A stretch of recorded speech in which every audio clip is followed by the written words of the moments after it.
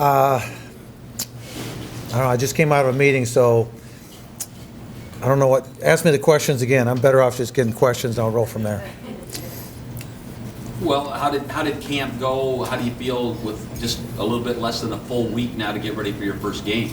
Well, I was pleased with camp the second half of it. First half was questionable, but again, I think that was because all the new people and the learning that was taking place. Once we got settled in, probably the last 10 practices or so, and we settled people into positions, that's when we started to get a little bit better. I think offensively we made good progress in what we're trying to attempt to do. And then on defense, that was where we had a lot of mixing and matching going on to try to find out what our personnel could do and how well they could play in certain situations. So I think we've got a good handle on that now, and we finalized the package and are now getting ready for Iowa State. Mark, I know it's always a challenge to get ready for an opponent, but the fact that they've got a new coach now, how does that add to the challenge?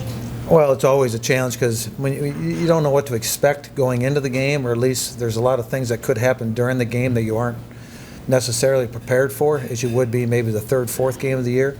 So I think and that's what camp's for. You kind of put in your total package, offensive and defensively, and you have to adapt during the football game. So in the first game, there's a lot of shuffling going on and adapting going on should they show up in something that you're not quite ready for or haven't seen. And then we're going to have to adjust to personnel. That's probably the biggest thing, is where they're going to put their personnel, how they're going to use their personnel. That's not on film right now. So that type of stuff will be new and something that we have to do a good job of adapting to. Do you go back and look at Toledo from last year to see if there may be some tendencies you can?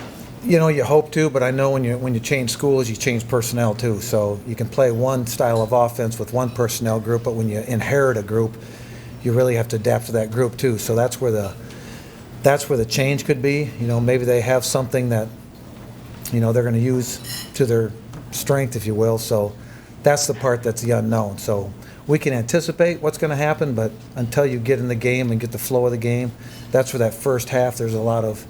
You have to come out and play well early, and then you have to be able to adapt late. So basically, that's the game plan. You played Iowa State last year. How different do you think they will be this year? They'll be a lot different with how they attack you offensively and defensively. I think that's a given. So I don't think there'll be anything similar to what we played last year because of the new coaching staff.